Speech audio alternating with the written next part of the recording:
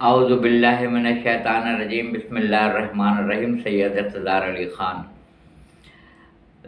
ایک دن کے وقفے کے بعد انشاءاللہ تعالی جمعرات 23 مارچ سن 1444 ہجری رمضان المبارک کی انشاءاللہ تعالی پہلی تاریخ ہوگی۔ رمضان کے استقبال کے لیے چند کلمات، اور بہت سارے لوگ ہیں، بے شمار لوگ ہیں جنہوں نے اس پہ تفسیر بھی لکھی ہے کہ رمضان اللہ تعالیٰ کے ناموں میں سے ایک نام ہے، جس کا مطلب یہ ہے کہ گناہوں سے پاک کرنے والا رمضان، جس کو سید الشہور کہتے ہیں، یعنی مہینوں کا سید و سردار، سید الشہور۔ کیونکہ لفظ شہر میں نے پہلے آپ کو اپنی کلپ میں بتایا تھا، سورہ قدر جو ہے اس میں شہر لفظ آیا ہے۔ بسم اللہ الرحمن الرحیم، انا انزلناہ فی لیلۃ القدر وما ادراک ما لیلۃ القدر، لیلۃ القدر خیر من الف شہر تنزل الملائکۃ والروح فیہا باذن ربہم من کل امر سلام ہی حتی مطلع الفجر۔ تو آپ نے دیکھا سورہ قدر میں لفظ شہر آیا ہے۔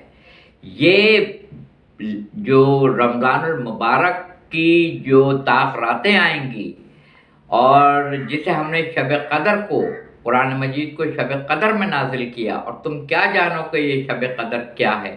یہ 1000 مہینوں کی لیلۃ القدر، یعنی لیل رات، قدر کی راتوں سے کئی مہینوں سے افضل ترین ہے یہ مہینہ ماہ رمضان المبارک جو آ رہا ہے۔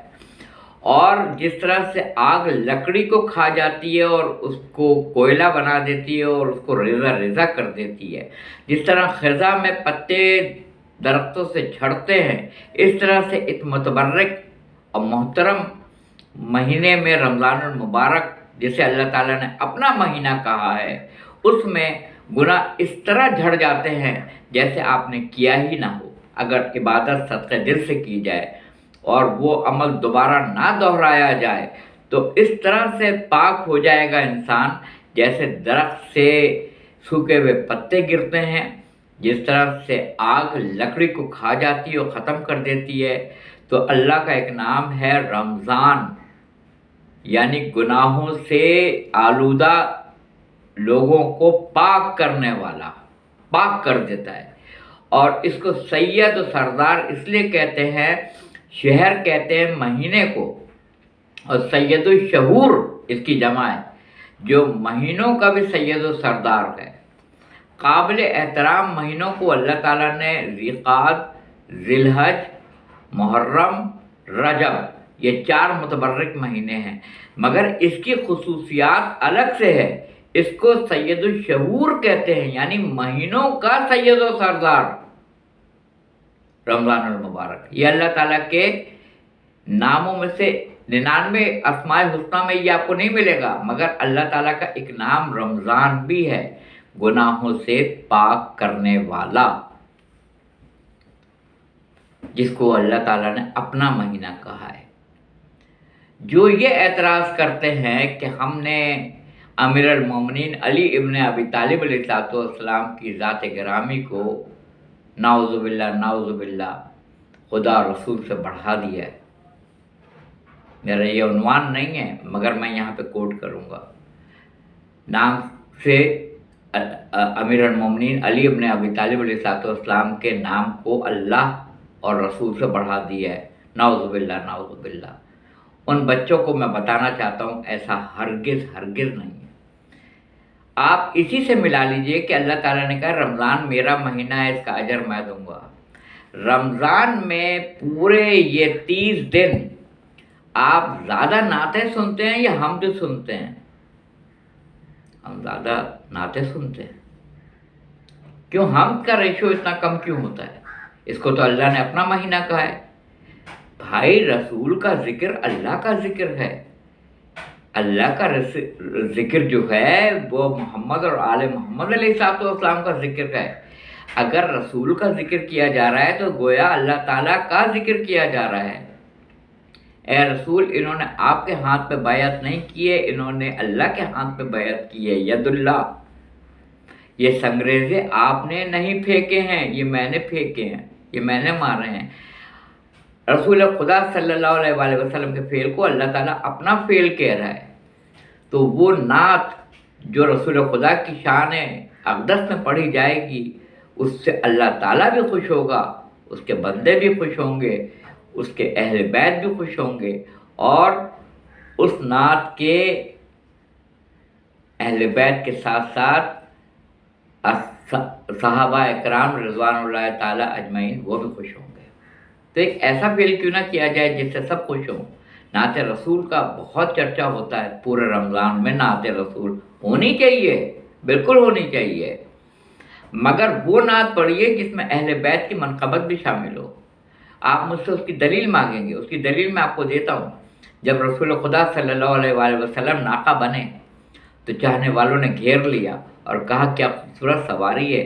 لوگ اس وقت نعت پڑھ رہے تھے، سواری کی تعریف کر رہے تھے، یہ نعت ہے۔ جائیے جا کے صحاح ستہ کی مستند ترین کتابوں میں پڑھ لیجیے گا۔ آپ نے فوراً اپنے چاہنے والوں کو روکا اور کہا یہ نہیں کہو کہ کتنی اچھی سواری ہے، یہ کہو کتنے اعلیٰ سوار ہیں۔ لوگ نعت پڑھ رہے تھے، آپ نے کہا منقبت پڑھو۔ اس سے یہ سبق ملا کہ آپ کو اس مہینے میں وہ نعت پڑھنی ہے جس میں اللہ تعالیٰ کی بھی ثنا اور حمد و ثنا ہو رہی ہو، اور جس میں محمد اور آل محمد کی بھی مدح کی جا رہی ہو۔ مطلب ہے وہ نعت جس میں منقبت کا عنصر غالب ہو، منقبت بھی شامل ہو، وہ نعت قابل قبول ہوگی۔ آپ نے کہا مجھ پہ مکمل درود بھیجا کرو۔ کسی نے پوچھا کون سا؟ کہا اللہم صلی علی محمد و آل محمد، یہ ہے مکمل درود، یا درود ابراہیمی پڑھا کرے۔ تو رمضان وہ مہینہ ہے جس کو سید الشہور کہا گیا ہے۔ تم پہ روزے فرض کیے گئے جیسے کہ تم پہ پہلے لوگوں پہ فرض کیے گئے تھے تاکہ تم متقی بن سکو۔ میں دست بستہ ہاتھ جوڑ کے پوچھتا ہوں، بھوک اور پیاس سے، روزے سے اور رمضان سے متقی ہونے کا کیا ربط بنتا ہے؟ یہ مجھے بتائیں، کیا ربط بنتا ہے؟ کیسے متقی بن سکتے ہیں ہم؟ جو چیزیں اللہ نے حلال قرار دی ہیں، آپ نے سحری سے لے کے افطار تک وہ حلال چیزیں نہیں کھانی ہیں، اس لیے کہ اللہ کا حکم ہے کہ نہیں کرنا ہے۔ جائز ہے مگر نہیں کھانا ہے، اس کو آپ روزہ کہتے ہیں۔ تو جب آپ نے یہ کر لیا تو اس میں سب سے پہلا عنصر تو یہی سامنے آئے گا کہ لوگوں کی بھوک اور پیاس کو یاد کرو، کہ جب تم فجر سے لے کے سحری سے لے کے افطار تک حلال چیزیں نہیں کھا سکتے ہو تو تم کو کیسی پیاس محسوس ہوتی ہے، کس طرح کی بھوک تمہیں لگتی ہے۔ تو دوسروں کا جذبہ پیدا ہو تمہارے دل کے اندر کہ جس کے گھر میں نہ پانی پینے کے لیے ہے، نہ کھانا کھانے کے لیے ہے، نہ ایک وقت کا وہ ان کے پاس روزگار ہے، نہ وہ کھانا کھانے کی صلاحیت ہے، نہ پینے کی صلاحیت ہے۔ تم جذبہ رکھو حقوق العباد کا کہ جس طرح تمہیں بھوک اور پیاس لگتی ہے دوسرے کو بھی لگتی ہے۔ پہلے تو حقوق العباد یہی آتا ہے تاکہ تم متقی بن سکو۔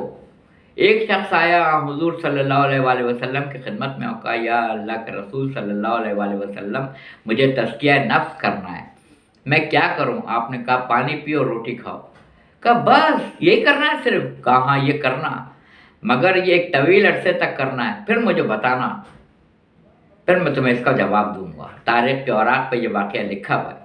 وہ شخص گیا اور کافی عرصے تک وہ نہیں آیا۔ ایک دن وہ حاضر ہوا اور اللہ کے رسول صلی اللہ علیہ وآلہ وسلم، میں نے تزکیہ نفس کے لیے آپ سے جو عمل مانگا تھا وہ میں اب کئی عرصے سے کر رہا ہوں۔ تو اللہ کے رسول صلی اللہ علیہ وآلہ وسلم سب جانتے تھے۔ آپ نے پوچھا کیا پانی پیتے ہو اور صرف روٹی کھاتے ہو؟ کہا ہاں بالکل۔ کہا اچھا صرف یہ بتا دو کہ کیا پانی ٹھنڈا ہوتا ہے؟ اس نے کہا ٹھنڈا ہوتا ہے۔ اور روٹی گرم کھاتے ہو؟ کہا جی اللہ کے رسول روٹی گرم ہے۔ تو کہا پھر تمہارا کیا تزکیہ نفس ہوا ہے؟ جب تم ٹھنڈا پانی پیتے ہو اس میں بھی لذت ہے، جب تم گرم روٹی کھاتے ہو اس میں بھی لذت ہے، تو کیا تم نے تزکیہ نفس کیا ہے؟ تزکیہ نفس کا مطلب ہے ترک لذات، لذتوں سے اپنے آپ کو دور کرنا۔ یہ متقیوں کی پہچان ہے۔ مولا کائنات علی بن ابی طالب علیہ السلام نہج البلاغہ میں کہتے ہیں بخدا علی گندم کے ذائقے سے ناشنا ہے، علی کو گندم کا ذائقہ نہیں پتہ ہے۔ یہ نہج البلاغہ میں پڑھ لیجیے گا جا کے۔ ترک لذات، لذتوں سے پرہیز۔ بعض لوگوں کو چین اسموکر ہوتے ہیں، ایک سگریٹ ختم نہیں ہوتی دوسری سلگا لیتے ہیں، دوسری ختم نہیں ہوتی تیسری سلگا لیتے ہیں۔ اگر ان کو افطار کے بعد سگریٹ نہ ملے تو وہ چراغپا ہو جاتے ہیں۔ بعض لوگوں کو چائے کی خواہش ہوتی ہے، اگر ان کو روزہ افطار کے بعد چائے نہ ملے تو ان کا مزاج عرش اعلیٰ پہ ہو جاتا ہے۔ بعض لوگ کسی کے شوقین ہوتے ہیں، بعض لوگ کسی چیز کے شوقین ہوتے ہیں، اور ہمارے ہاں تو ماشاءاللہ گٹکے کا رواج ہے۔ کیا کہنا ہے، صبح دوپہر شام رات گٹکا ہی کھاتے رہتے ہیں دن رات۔ اس قوم کو برباد کر دیا، جگہ جگہ گٹکا ملتا ہے، نشہ آور چیزیں فروخت ہو رہی ہوتی ہیں۔ گٹکا جیسے ہی روزہ افطار کریں گے گٹکا کھا لیں گے، گٹکا کھانا شروع کر دیں گے، یہ نشہ ہے۔ جب لذیذ چیزوں کو روکنے کا حکم ہو رہا ہے متقیوں کو کہ لذتوں سے دور رہیں، لذتوں سے، لذت ہی تو سب کچھ کراتی ہے۔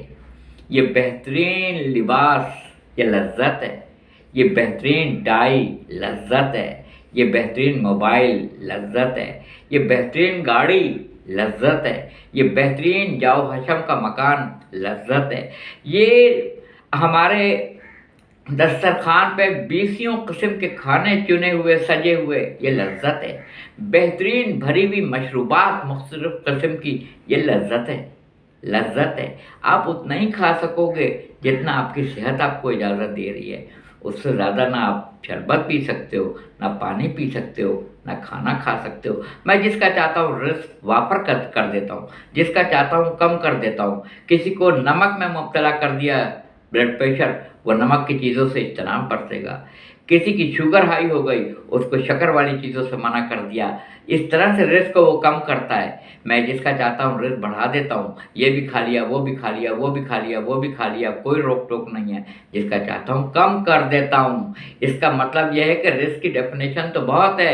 اچھی عقل بہترین رزق، اچھی بصارت بہترین رزق، اچھی سماعت بہترین رزق، اچھا بول بہترین رزق، اچھی جگہ پہ چل کے جانا بہترین رزق، بہترین علم حاصل کرنا، انا مدینۃ العلم والیون بابوہا، چوکھٹ علی سے بہترین رزق ہے، بہترین معلومات ہے، بہترین اللہ تعالیٰ نے غور و خوض کرنے کی، غور و فکر کرنے کی صلاحیت دی ہے۔ یتفکرون، تعقلون، تدبرون۔ یہ قرآن میں غور و فکر کیوں نہیں کرتے ہیں؟ بہت خوشی کی بات ہے، میں بے حد خوش ہوں کہ گزشتہ کئی سالوں سے میں دیکھ رہا ہوں کہ تراویح میں قرآن مجید کے ساتھ ساتھ ترجمہ بھی بتایا جاتا ہے۔ بہت ہی احسن اقدام ہے، بہترین ہے۔ نوجوان نسل کو ترجمہ بھی آنا چاہیے قرآن مجید کا، کہ اس متبرک، محترم اور آفاقی اور شہرۂ آفاق کتاب جو نہ اس سے پہلے آئی، نہ آخر میں آئے گی، نہ قیامت تک آ سکے گی، قرآن مجید جیسی کتاب ہے، اس کو اگر ترجمے سے نہیں پڑھا تو پھر کیا پڑھ کے دنیا سے گئے؟ تو روزہ ہمیں تقوی سے قریب کرتا ہے، روزہ ہمیں گالم گلوچ سے روکتا ہے، دست و گریباں ہونے سے روکتا ہے، فحش حرکات کرنے سے روکتا ہے، ہمیں بری بات کہنے سے روکتا ہے، ہمیں برا رویہ دکھانے سے روکتا ہے، ہمیں غیبت، مرے ہوئے بھائی کا گوشت کھانا اس سے روکتا ہے۔ روزہ کھولنے کا مطلب یہ نہیں ہے کہ آپ ساری چیزوں میں آزاد ہو گئے۔ بس یہی پہ گفتگو تمام کر رہا ہوں میں۔ 1 مہینے کی ریاضت کہ تم ترک لذات کرو، لذتوں سے، خواہشات نفسانی سے اپنے آپ کو دور بچاؤ، تاکہ 11 مہینے جو باقی بچے ہیں تم ویسے ہی رہو جیسے رمضان کے دنوں میں رہتے تھے۔ اللہ تمہیں ویسے ہی دیکھنا چاہتا ہے جیسے تم خوف خدا رمضان میں رکھ کے کچھ نہیں کھاتے تھے، کچھ نہیں پیتے تھے اس کے حکم کی وجہ سے، جیسے تم عبادت کرتے تھے، جیسے تم طاق راتوں میں لیلۃ القدر کی طاق راتوں میں اس کو تلاش کرتے تھے، جیسے تم تراویح پڑھتے تھے، عبادت کرتے تھے، ختم قرآن کرتے تھے، جیسے تم پاک و پاکیزگی کا خیال کرتے تھے، پورا 11 مہینہ باقی جو ہے اسی طرح کاربند رہنا جیسے رمضان میں تم رہے تھے۔ تاکہ تمہارے گناہ جب جھڑ جائیں تو تم دوبارہ گناہ سے آلودہ نہ ہو جاؤ، تمہاری روح طیب و طاہر رہے، پاک رہے۔ رمضان تزکیہ نفس کا مہینہ ہے جس کو اللہ نے اپنا مہینہ قرار دیا ہے۔ اللہ تعالیٰ سے توفیق اور دعا مانگیے آنے والے رمضان میں خون خرابہ نہ ہو، دست و گریبہ نہ ہو، گالم گلوچ نہ ہو، ایوانوں میں جو لڑائیاں چل رہی ہیں ان کا خاتمہ ہو جائے، ملک